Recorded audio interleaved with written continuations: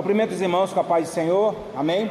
Vamos orar, vamos ficar em pé, dar início à nossa aula. Senhor nosso Deus, nosso Pai, nós queremos te louvar, te agradecer por tudo, Senhor, por termos chegado, ó Deus, ao final deste módulo.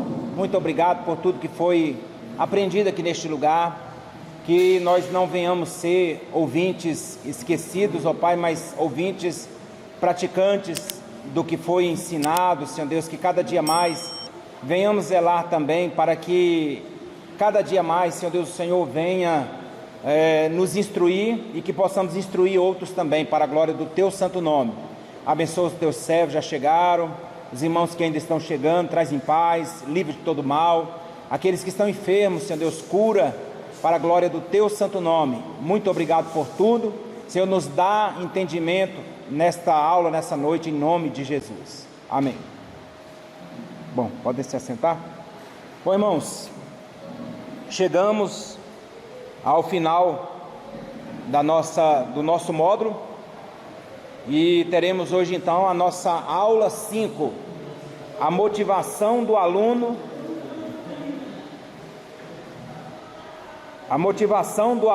na classe da EBD. Vamos ler a palavra do Senhor, irmãos? Vamos ler em Atos.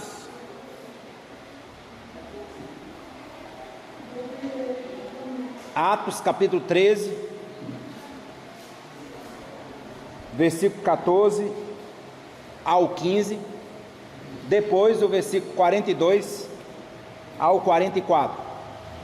Atos 13, versículo 14 ao 15, depois do 42 ao 44. Versículo 14 diz assim: E eles, saindo de Perge, chegaram a Antioquia da Psídia, e entrando na sinagoga, num dia de sábado, assentaram-se. E depois da lição da lei e dos profetas, lhes mandaram dizer os principais da sinagoga: Varões e irmãos, se tendes alguma palavra de consolação para o povo, falai. Versículo 42.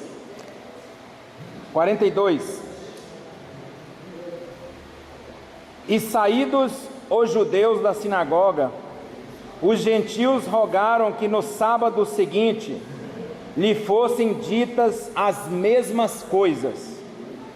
E despedida a sinagoga, muitos dos judeus e dos prosélitos religiosos seguiram Paulo e Barnabé, os quais, falando-lhes, os exortavam que permanecessem na graça de Deus. Versículo 44, e no sábado seguinte, ajuntou-se quase toda a cidade a ouvir a palavra de Deus. Tá? Irmãos, deixa eu falar uma coisa para os irmãos aqui. Eu estou pensando em desistir e a gente parar com o curso. Hã? Tá muito difícil, mano. Tá muito difícil. É brincadeira isso.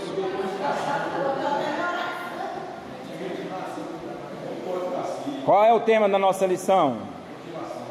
A motivação do aluno na classe da EBD. O que eu passei para os irmãos agora? Desmotivei os irmãos. E isso aqui é sério. Isso aqui é sério, mano. Pois é, mas é justamente. E o que nós vamos estudar no final aqui vai falar sobre professor motivado, alunos motivados. E aí a gente coloca também alunos desmotivados, professor desmotivado, alunos desmotivados. Então, irmãos, eu estou falando isso justamente para vocês que daqui a alguns dias, ou que já alguns já estão na frente de uma sala da escola dominical. Vocês que estão aqui na frente, vocês são um reflexo. Então, se vocês passarem um desânimo para o povo, vocês vão desanimar. Se você passar o teu desânimo, você transparecer esse desânimo, as pessoas vão desanimar também, vai ser um choque, vai ser um porquê, e por aí vai. Então é sobre isso que nós vamos falar, tá? Atos capítulo 13, eu fui procurar assim, na videoaula que eles mandam pra gente, não teve nenhuma leitura sobre esse assunto, mas aí eu fui buscar. Eu fiquei pensando assim, Senhor, qual o texto que eu posso ler? E eu lembrei desse texto aqui de Atos capítulo 13, quando Paulo, ele vai ali para Antioquia da Pisídia, e quando ele chega ali naquele local, se reúnem ali algumas pessoas, alguns da sinagoga, para ouvir a palavra de Deus. E a palavra que eles falam para Paulo é muito importante. Eles falam para Paulo dessa forma assim, ó, se vocês têm uma palavra de consolação, falai para a gente, nós estamos precisando de uma palavra de consolação. E aí nós pulamos do versículo 15 para o versículo 42, mas do versículo 15 ao 42, Paulo está pregando a palavra de Deus. Paulo está falando sobre a Bíblia Sagrada, sobre o cumprimento da lei em Jesus Cristo, e por aí vai. E no versículo 42, irmãos, o que acontece? Eles gostaram tanto da palavra de Paulo, que eles falaram assim, olha, amanhã você pode falar as mesmas palavras aqui? E aí no outro dia eles vieram, irmãos, para trazer a mesma palavra, mas a Bíblia diz que toda a cidade, quase toda a cidade, o texto vai dizer aí, ó, quase toda a cidade veio para ouvir a palavra de Paulo. Olha o que é, irmãos, com certeza, irmão, Paulo não estava ali, né, gente, eu não sei, né, não sei, eu estou desistindo mesmo, não dá certo, você quer saber, esse negócio de ser crente, esse negócio de ser cristão, é muito difícil. Não, irmão, eu tenho certeza absoluta que Paulo estava ali trazendo uma palavra de motivação para todas aquelas pessoas, e isso contagiou aquelas pessoas a ponto deles falarem, olha, nós queremos ouvir as mesmas palavras amanhã, tá? E isso aí é muito importante, sobre isso que nós vamos falar hoje, tá? Então temos aí a visão panorâmica. A nossa aula, irmãos, eu espero que ela seja uma aula rápida, tá? Não porque vai ter a prova e a confraternização, é porque, irmãos, alguns assuntos aqui, eu vou ser bem sincero para os irmãos, alguns assuntos aqui nós vamos tocar naquele assunto, mas não quer dizer que isto verdadeiramente aconteça com um professor da escola dominical. Pode acontecer, mas não quer dizer que isso acontece constantemente dentro da igreja, tá? Então nós vamos aí para a visão panorâmica da matéria, né? Nós estudamos então nessa matéria a educação cristã, a EBD e seu papel no contexto da educação. A terceira aula foi a estrutura e o funcionamento da escola bíblica. Quarta aula, alcançando o aluno. E hoje falaremos então sobre a motivação. Temos aí 2 assuntos para tratar. E eu não mudei aqui em cima, né, irmãos? Esboço da aula 4, não. Esboço da aula 5, não é alcançando o aluno, não. Principais teorias da motivação e professor motivado, alunos motivados, tá? Vamos então para a nossa introdução. A motivação de um aluno, isso aqui não está aí, isso aqui eu fiz é uma pergunta que eu estou fazendo para os irmãos. A motivação de um aluno da EBD é a mesma da escola secular? Não. Eu sabia que essa resposta seria não, porque eu costumo sempre dizer, irmão, uma coisa é a escola secular, uma coisa é a escola bíblica dominical. Lá, professores estão pagos para poder ministrar as aulas. Lá, o aluno está estudando para quê? Para tirar uma boa nota, né? Não que os irmãos não estão fazendo isso aqui, e na escola dominical não tem prova, para começar, né? Na escola bíblica dominical não tem prova. Pode ser que tenha igreja aí que aplica prova, né? Mas mesmo se aplicar a prova, não vai bombar ninguém. Escola dominical não bomba ninguém. Ninguém fica reprovado na escola dominical. Então, é muito diferente, irmão. Por isso, a motivação, um jeito de trabalhar com a motivação de um aluno da escola dominical é totalmente, eu vejo que é diferente de trabalhar com a motivação de um aluno secular, tá? Tem alguma professora no nosso meio aqui? Professora? Irmã Danila, né? Então, é a mesma coisa, irmã Danila? Então, não é a mesma coisa, tá? Vamos aí. A desmotivação na sala de aula é talvez o principal problema que o professor enfrenta junto com a questão da indisciplina. Então, quando você vê um aluno indisciplinado, possivelmente também ele está desmotivado. É isso que está falando aqui. Aliás, a indisciplina está intimamente relacionada com a desmotivação. Algumas pesquisas apontam para o fato de que um dos fatores desencadeantes da disciplina seja justamente isso, a desmotivação, tá? Então, quando você vê um aluno desmotivado, possivelmente ali está esse fato aqui, né, sobre a indisciplina. E aí vem questão de dentro de casa, vem questão na própria escola mesmo, onde faz o que quer, onde não existe correção que eu falo, irmãos, é correção de chamar a atenção, tá? O aluno motivado mostra-se ativamente envolvido com o processo de aprendizagem, porém um aluno desmotivado tende a desviar a sua atenção para outras coisas, prejudicando o desempenho da aula. Então o objetivo aqui, irmãos, é mostrar e a gente tentar chegar aqui num ponto em que a gente possa descobrir o que está causando a desmotivação de um aluno na escola dominical. Esse é o objetivo, tá? Esse é o objetivo desta aula. Para isso aí, irmãos, criou-se, nós vamos trazer aqui para a nossa aula de hoje, algumas teorias que é usado na escola secular e que pode se usar na escola bíblica dominical, tá? Então nós vamos falar sobre essas teorias, mas aí continuando aqui sobre a motivação, vai dizer aqui, a motivação é um tema que deveria ter uma atenção mais especial dos educadores, principalmente daqueles que trabalham com crianças, irmãos. O ponto principal é a criança, tá? O ponto principal é a criança. Não que um adolescente, não que um jovem, ele não fique desmotivado.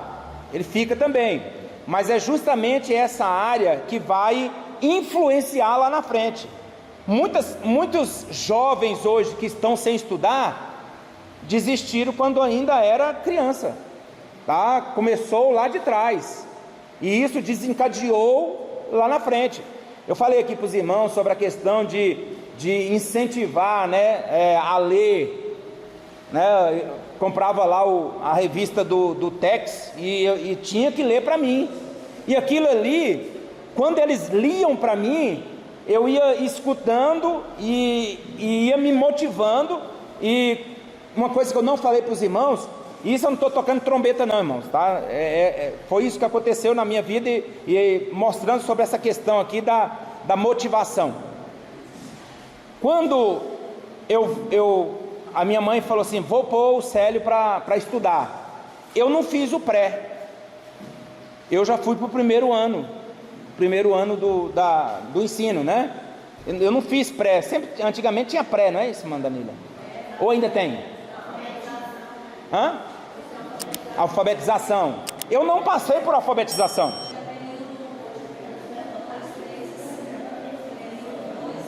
Hoje é período.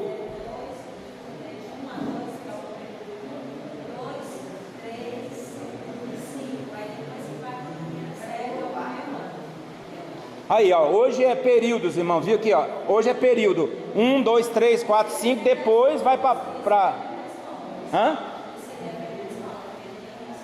Então, isso vai depender muito, né? Algumas escolas podem modificar. Mas aí, o que aconteceu?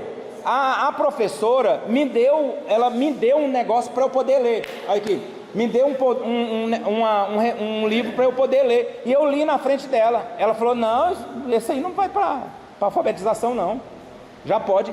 Mas isso motivou lá atrás, foi motivado por algum fato.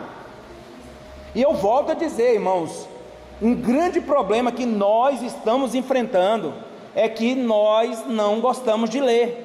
Eu lia muito, irmão, eu estou falando, e a espada está vindo para cá também. Irmãos, nós não gostamos de ler. Eu lia muito livro, antigamente eu lia muito livro, mas nós não gostamos de ler. E eu estou falando, irmão, olha aqui, se você lê isso aqui todo dia,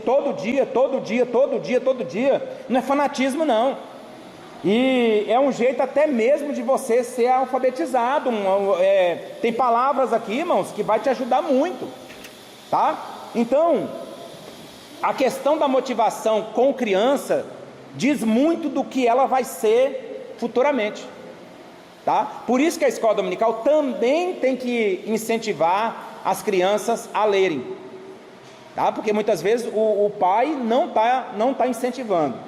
Todo educador precisa saber a importância da motivação no processo da aprendizagem e ter o mínimo de conhecimento sobre como eu devo motivar os meus alunos, tá? Como que eu faço? Aqui, irmãos, presta atenção, nesse curso não tem como a gente fazer isso, mas eu poderia passar um trabalho para os irmãos valendo nota. E o que é isso? É um incentivo para os irmãos. Os irmãos vão pegar ali o capítulo, a lição 2, e vão ler ela, e cada um vai fazer um trabalho, e vai valer nota. Isso acontece em curso de teologia, que é mesmo uma faculdade, isso acontece, tá? Isso é para complemento. Só que para o CETADEB ali, né? Ou CETADEB, alguns falam CETADEB, outros CETADEB,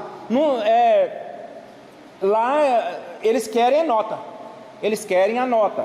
eles não querem as provas, os irmãos vão ficar com ela, mas eles querem a nota, tá? E devido a ser muito corrido aqui, não tem como a gente fazer isso, mas numa sala de aula tem como você fazer isso, incentivar, passando isso, passando aquilo. Então eu tenho que saber motivar os meus alunos.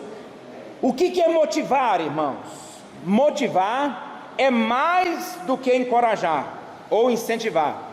De acordo com a psicologia, motivação é uma força propulsora que leva o indivíduo às suas ações, tá? Isto é motivação, tá?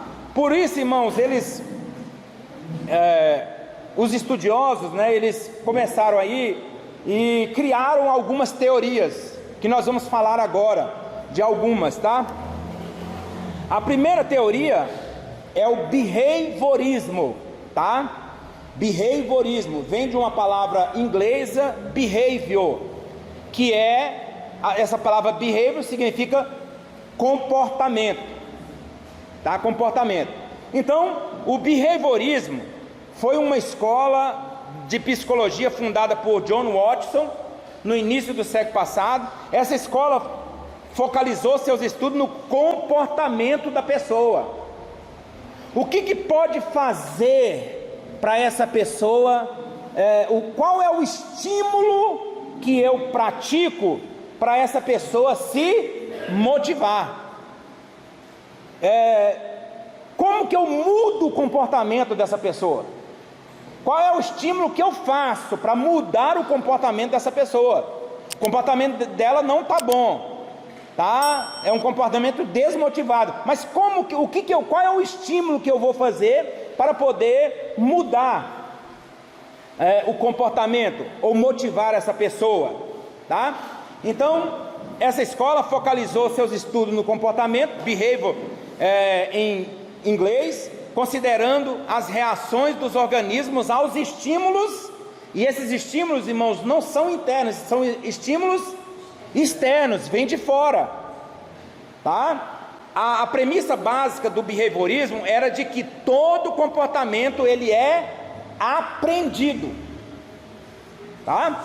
Portanto, se eu falo assim, olha, toma este pirulito para você poder ficar calado ou ficar quietinho, eu estou usando um estímulo para que essa criança ela ou fique quieta ou ela aprenda alguma coisa também. Se você me disser qual é as vogais, eu te dou esse pirulito. Aí a menina já levanta logo, A, E, I, O, U, toma o seu pirulito. O behaviorismo é isso, tá? Você mudar o comportamento da pessoa através de um estímulo, né? É aprendido, então não é inato. A pessoa não nasce com isso aí, segundo o behaviorismo, tá? Decorrente da relação entre estímulo que o indivíduo recebe do seu meio social, que ele está inserido ali, tá? Que ele está naquele meio. Ao receber um determinado estímulo, espera-se que o indivíduo tenha um determinado comportamento. E aí, irmãos, existe então, dentro disso aí, um reforço, né? Que fala aí no livro dos irmãos, um reforço positivo e um reforço negativo. O que é isso aí? Quando eu estimulo uma pessoa e a pessoa acerta, e aí eu dou aquele pirulito para ela, aquela balinha para ela, ou alguma coisa assim, aí eu elogio aquela pessoa, isso é positivo. Mas quando ela erra, de alguma forma, eu faço alguma coisa para que ela sinta uma tristeza, algo assim, não achar aquele negócio normal. Então esse reforço aqui ele é negativo. Quando um professor chega e fala assim, olha, na próxima estuda mais, isso é negativo.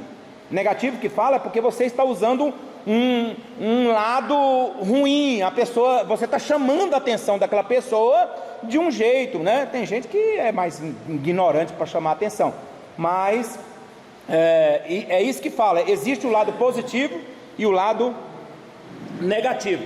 Então é disso que trata o behaviorismo. O estímulo, quando você faz isso, você espera a resposta, tá? Estímulo, modificação de um ou vários aspectos do meio. Resposta, a modificação de um comportamento. O comportamento foi mudado por causa daquele estímulo. Aí, irmãos, entra naquela questão que foi falado, inclusive aqui. Nós iniciamos lá, nesse dia a Eliette não estava, nós iniciamos lá na QNQ, lá na Ceilândia, um trabalho, e ela pedia bolo para os irmãos. Olha, irmão, você pode dar um bolo, você pode dar um bolo, você pode fazer isso, você pode fazer aquilo, para as crianças. Quando foi levado isso para o pastor, aí um presbítero levantou lá e falou, eu não gosto desse negócio de ficar dando comida para os outros, para vir ouvir a palavra de Deus, não. Aí antes que o pastor falasse alguma coisa, um irmão falou assim, eu aceitei a Jesus num dia que eu fui convidado para um chá numa igreja. Acabou com ele, não precisou falar mais nada, tá? Então, pode-se sim, com toda certeza, irmão, você estimular através da comida. O próprio Jesus Cristo, né, ele diz assim, olha, eu tenho dó, eu tenho compaixão dessas pessoas aqui, que estão ouvindo a palavra de Deus, e Jesus olhando para eles, irmãos, sabendo que todos ali estavam com fome, e Jesus se preocupou com isso, ele não falou assim, olha, se vira, não, eu não quero saber não, faz jejum aí, gente, para me seguir tem que fazer jejum. Não, ele falou, olha, eu tenho dó das pessoas aí, aonde nós vamos encontrar pão para elas? Já experimentando os seus apóstolos. Aí os apóstolos, olha, não tem condição, nós estamos aqui num lugar aqui muito longe, e onde que nós vamos comprar? Nós não temos dinheiro. Aí Jesus fala assim, o que vocês têm aí? Não, tem um menino aqui que tem 5 pães e 2 peixinhos. Aí ele, então tá bom, manda todo mundo sentar, dividir ali, né? Dividir ali, e aí agora vocês vão fazer o que eu vou fazer aqui. Jesus pegou um pão, partiu, deu ali para os seus discípulos, eles iam partindo, irmão, e todo mundo comeu e ainda sobrou.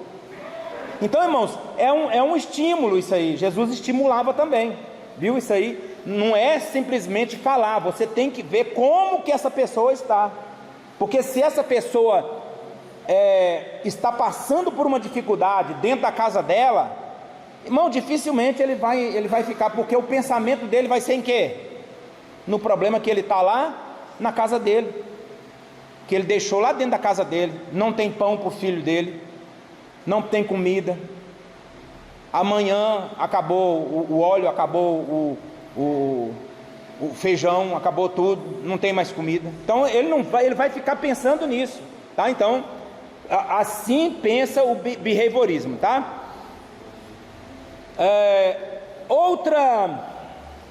Outra teoria, irmãos, que ela não vai chocar com o behaviorismo.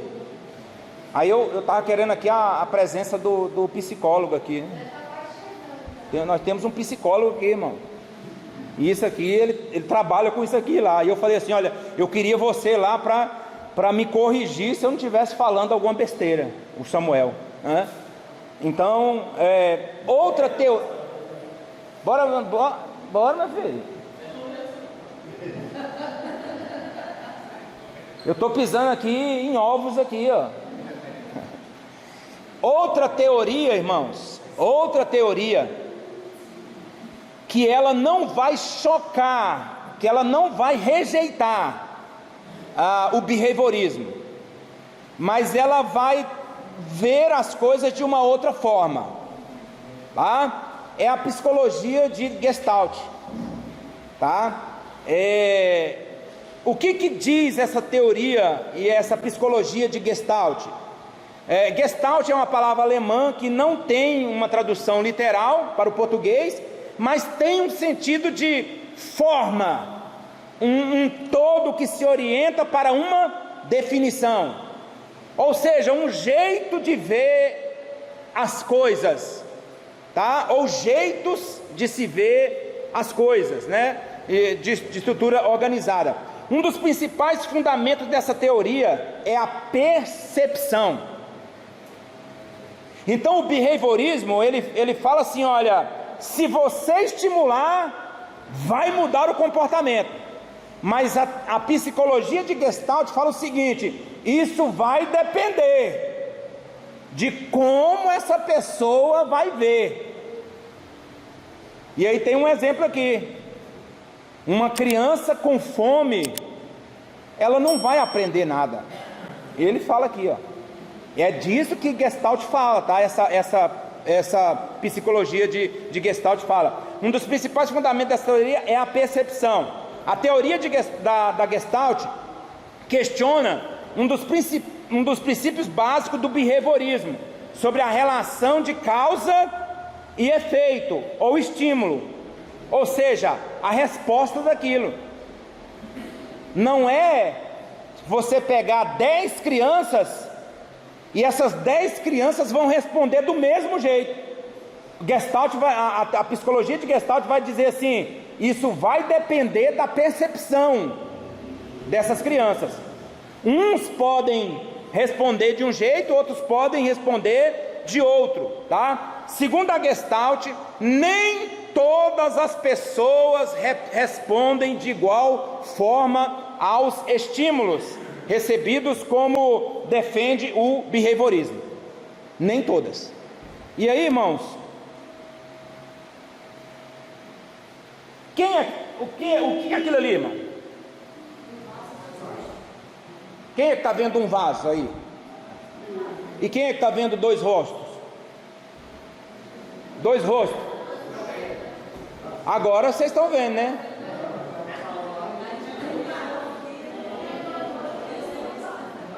Depois que fala, você vai forçar a sua vista, mas primeiro que você vê o quê? Um vaso. Depois você vai ver 2 rostos. Isso é o que defende a psicologia de Gestalt. Depende do que eu estou vendo. Depende do que eu estou vendo. Olha aqui, irmãos, entre o estímulo e o meio que fornece a resposta que o indivíduo dá, existe o processo da percepção.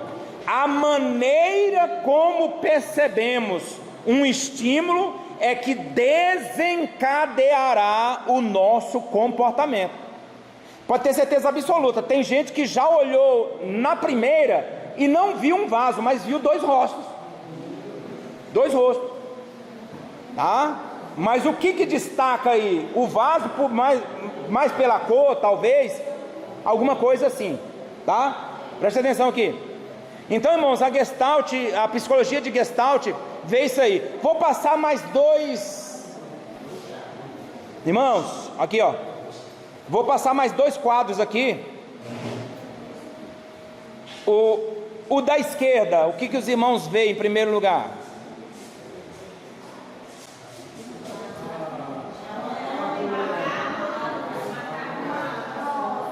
Mas o que destaca aqui, irmão? No da esquerda? Não, da direita. Não, esquerda dos irmãos. E a árvore? Mas o que está destacado o quê? A árvore. A árvore está em destaque, tá? Isso são jeito de ver as coisas, tá? Na segunda, o que os irmãos estão vendo?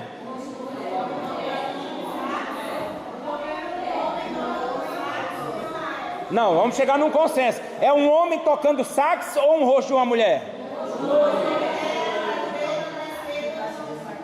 É as duas coisas, irmãos. É as duas coisas, tá? É um homem tocando sax e é um rosto de uma mulher também, tá? Ali é uma árvore, um gorila de um lado e uma onça do outro lá, um leopardo, sei lá o que, do outro lado, tá? Então, vou mostrar aqui o outro aqui, inclusive que está aí na...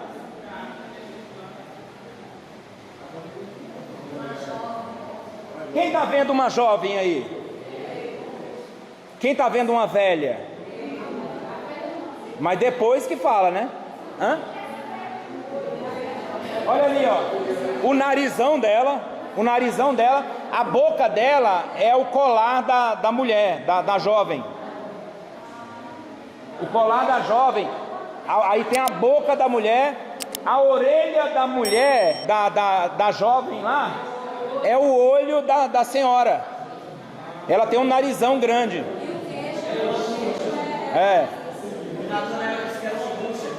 Parece uma bruxa. Eu sei que no livro dos irmãos está dizendo, olha, é uma senhora e não sei o que e tal. Alguns conseguiram enxergar por causa disso, tá? Mas se não tivesse, irmãos, se não tivesse uma explicação, ali veria somente uma jovem virado para trás. Então, irmãos, epa, hoje tá bom, hein? Hoje, irmão, é a prova ou é a confraternização? Então, irmãos, se não tivesse mostrado aí, os irmãos só veriam uma jovem. Então a Gestalt, ela fala justamente sobre isso. Como que eu estou enxergando as coisas? E se eu enxergar as coisas desse jeito, eu mudo o meu comportamento, tá? Então, não desfaz completamente do behaviorismo, mas coloca-se esse ponto aqui, sobre essa questão da percepção, tá? E ele vai falar aí, irmãos, uma coisa interessante sobre um menino, que o que acontece? O professor vai falar assim, quem fizer isso aqui vai receber um pirulito. E aí todo mundo ficou animado, e o menino tá nem aí, olha o jeito dele aí, ó, tá aí com um aviãozinho para jogar aí, tá nem aí pro professor. E quem respondesse ia ganhar uma estrelinha, ia ganhar um pirulito. E aí o professor chega nele e fala, por que você não vai responder? Aí ele vai enfiar a mão no bolso e fala assim, porque eu tenho muito pirulito aqui, né? Então, isso é a Gestalt, é o jeito dele ver. Eu não vou mudar o meu comportamento, porque eu já tenho, eu já conheço isso aí, eu sei o que é, tá? Então, irmãos, motivar não é simplesmente dizer isso assim. Não pense, irmãos, que um ponto numa prova vai motivar todo mundo, não. Tem gente que não vai ficar motivado por causa disso, tá? Então, nem todos, tá? Nem todos percebem isso aí da mesma forma, tá? E outro ponto aqui também de se olhar, e aí complica mais um pouco aqui, né? Que é a questão da psicanálise e a motivação, tá? A psicanálise é uma teoria psicológica criada por Sigmund Freud, que se ocupa dos processos mentais inconscientes, tá? E aqui, irmãos, é que está a dificuldade, porque eu não consigo, não é qualquer pessoa que consegue entrar dentro da pessoa.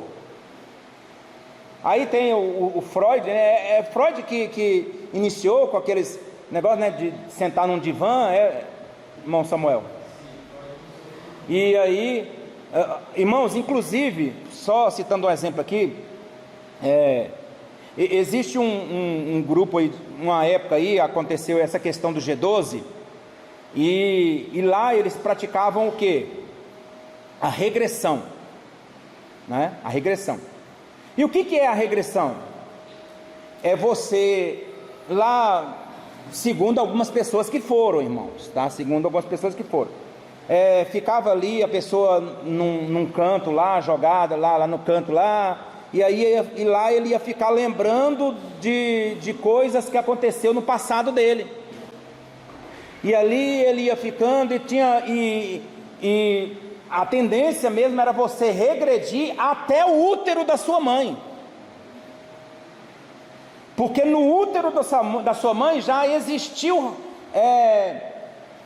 rejeição pela sua mãe no útero, e aí você vinha do útero da sua mãe perdoando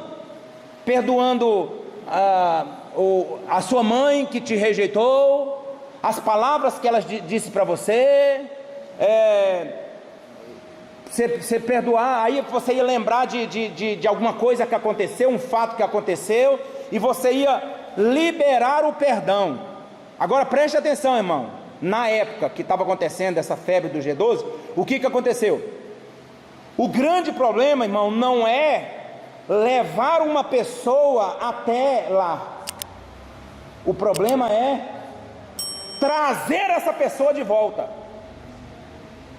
porque não é qualquer pessoa que pode fazer regressão, só um psicólogo, irmãos, com muita técnica, para fazer uma pessoa voltar ao passado dela e tornar a trazer ela de novo. Aí por isso que vinha, irmão, chegava gente do G12, eu vi isso aí, agora eu vi isso aí, pessoas descendo ali do ônibus, é tremendo, e abraçando poste, pedindo perdão, liberando perdão para poste, né? Liberando perdão para cachorro, e o manual do G12 dizia lá, eu lembrava da página até hoje, há uns tempos atrás, mas hoje eu não lembro da página, o manual do G12, escrito por César Castellano,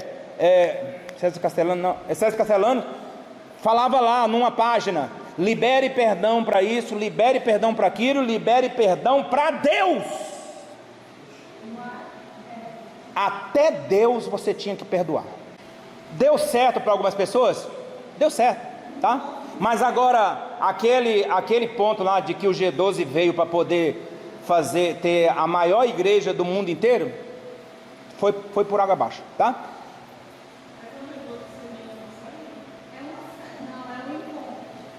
A célula, deixa eu falar uma coisa para os irmãos. A célula, você sabia que a célula sempre existiu na Assembleia de Deus? Sabe o que é célula? É eu multiplicar, tá? Mas aí inventaram a palavra célula dentro da igreja, tá? Mas aí veio do G12 a palavra célula, veio do G12, tá?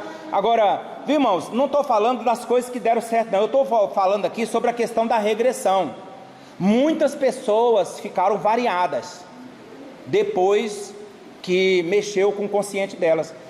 O consciente da pessoa, irmãos, não é qualquer pessoa que pode mexer, tá? Uma abordagem que trata da estrutura, funcionamento da mente humana. É também considerada a psicanálise como um método de análise dos motivos do comportamento. Aí, irmãos, ele trabalhava em 3 pontos aqui. Olha a foto dele aí, o Freud. O consciente, o pré-consciente e o inconsciente. Aí como que ele via isso aqui? Ele via como um iceberg. Uma parte do iceberg está do lado de fora, mas a parte que está dentro e vai até lá embaixo é uma parte que ninguém consegue medir. Não tem como chegar até ali. E aí ele vai dizer justamente sobre isso aí, né? A parte que se vê do iceberg, aquela pontinha lá em cima, aquele pedacinho lá em cima, é o consciente. E o consciente aqui, irmãos, é o lugar aonde nós podemos chegar. Tem como você chegar nele, tá? Ali na parte do consciente estão os raciocínios, as percepções e os pensamentos. Aí aqui você pode trabalhar com eles, tá? Você pode trabalhar com ele. Mas, irmãos, agora aquela parte ali da água que está um pouco submerso, só um pouco submerso mesmo, ele chamava de pré-consciente, tá? Ali, irmãos, estão as memórias, as lembranças, né? E as paixões. Eu acho que é paixões aqui, tá? É o pré-consciente. Alguma coisa ainda consegue chegar lá, tá? Mas, irmãos, agora tem a outra parte do inconsciente. Aí, irmãos, essa aí não chega, tá? E é justamente esses lugares aqui onde estão os recalcamentos, os desejos e os medos. Por isso, irmãos, que eu falo, não é qualquer um que chega. E nesse ponto, é lógico, um professor ele não precisa ser um psicólogo para entender uma criança. Mas nós temos ao nosso lado o maior psicólogo de todos os tempos, né? O dono da mente, é ele que consegue chegar lá. Então, se você pedindo orientação, estando ali na presença do Senhor, Deus vai te abençoar. E aqui estão, irmão, essa parte ali, e ele divide também em ID, ou id, né?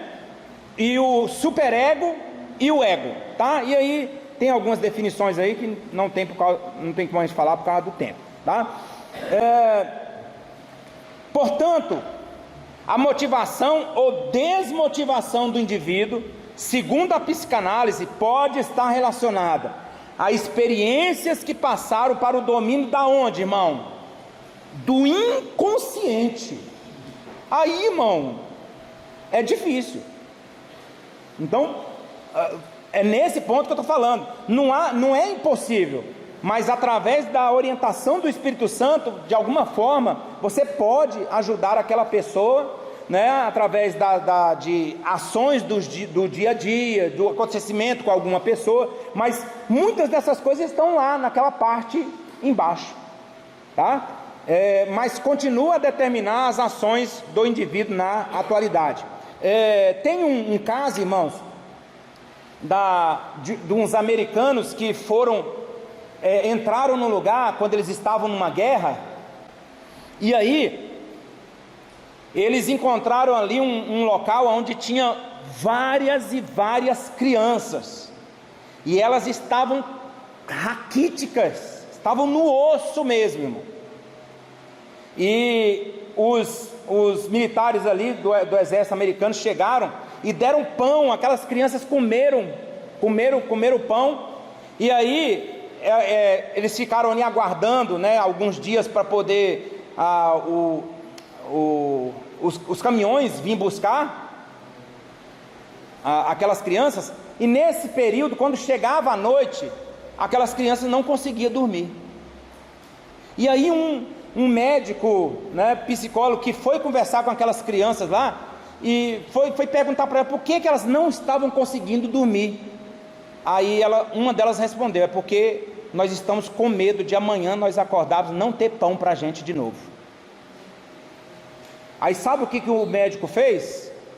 Para cada uma dava um pão, e elas dormiam com o pão abraçado com o pão, e aí elas conseguiam dormir. Olha o que é uma mente de uma pessoa que sofreu. E isso você tem que, através do Espírito Santo, você tem que descobrir, irmão, quando você estiver dando aula. E a outra teoria, irmãos, aí é a teoria das necessidades de Maslow. Eu sei que alguns aqui já viram em algum local, quando estava fazendo algum curso, né? A teoria das necessidades formulada por Abraham Maslow é uma das mais citadas quando se trata da motivação humana. Maslow parte do princípio de que as necessidades estão organizadas em uma pirâmide, formando uma espécie de... estão organizadas em uma hierarquia, formando uma espécie de pirâmide. E aí existem as necessidades primárias e existem as necessidades secundárias. E aí eu vou mostrar aqui para os irmãos cadê?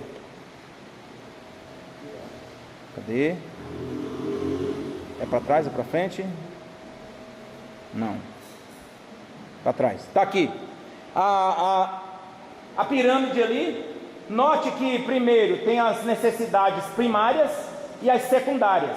As primárias, irmãos, segundo Maslow, né? Se você estiver bem com essa parte aqui de baixo, né, você vai ter uma vida mais tranquila, né? E aqui nessa aqui são as necessidades fisiológicas, ou seja, o ar, a água, a comida, o sono e por aí vai, tá?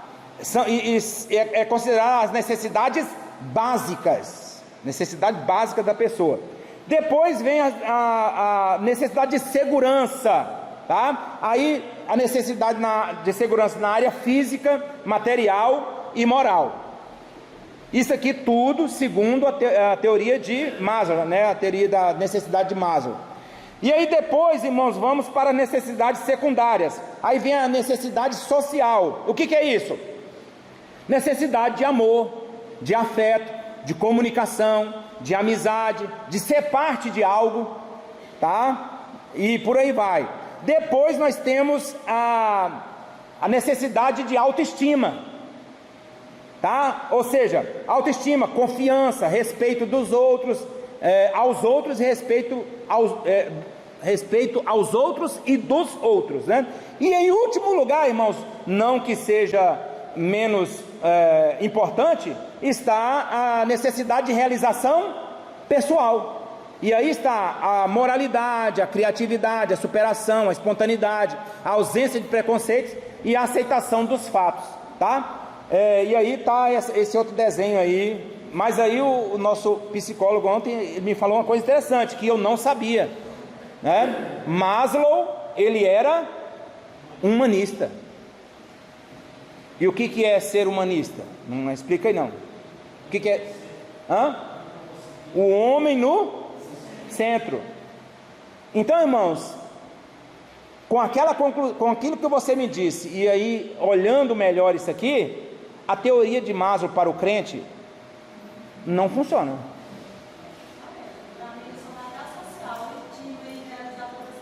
Sabe o que é que funciona, irmã Danila, para o crente?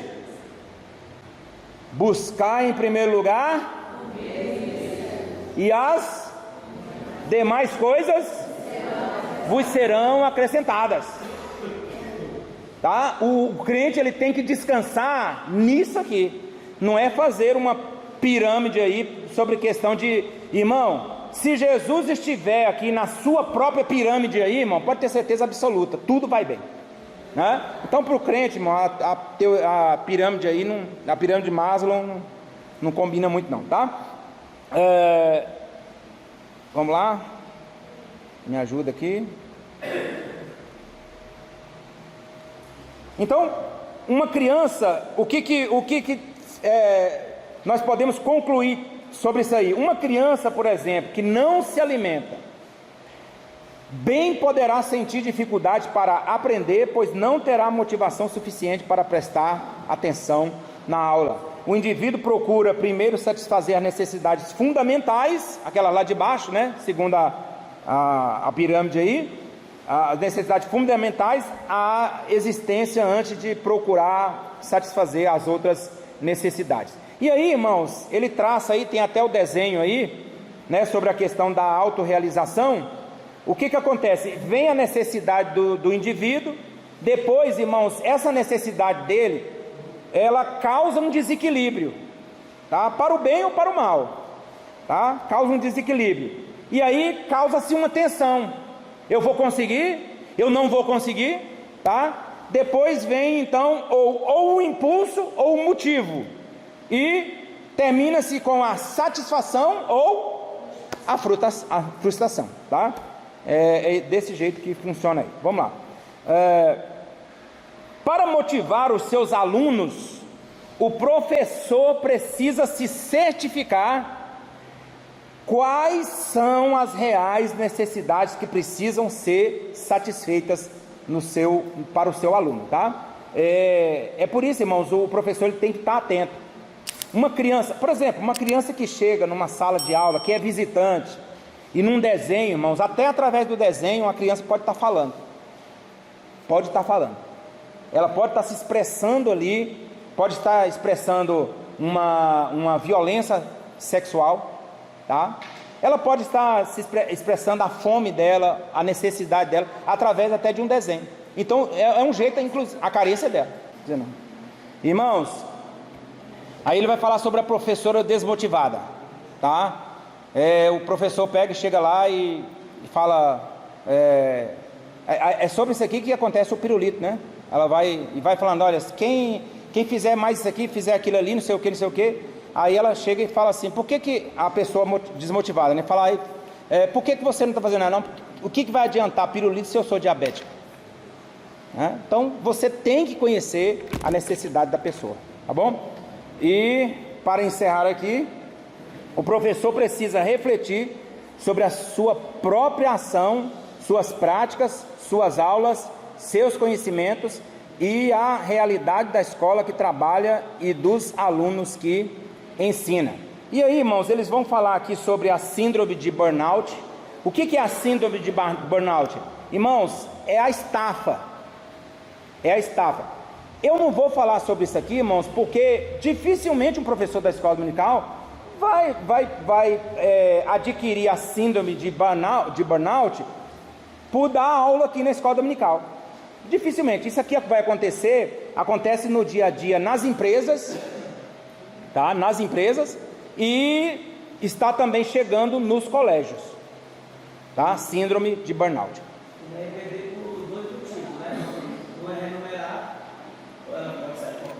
Exatamente. Exatamente. Então não é obrigatório, você não é forçado, a escola dominical você não é forçado, e por aí vai. Então, irmãos, a escola dominical é isso, você vai preparar durante a semana a sua aula para ministrar para alunos.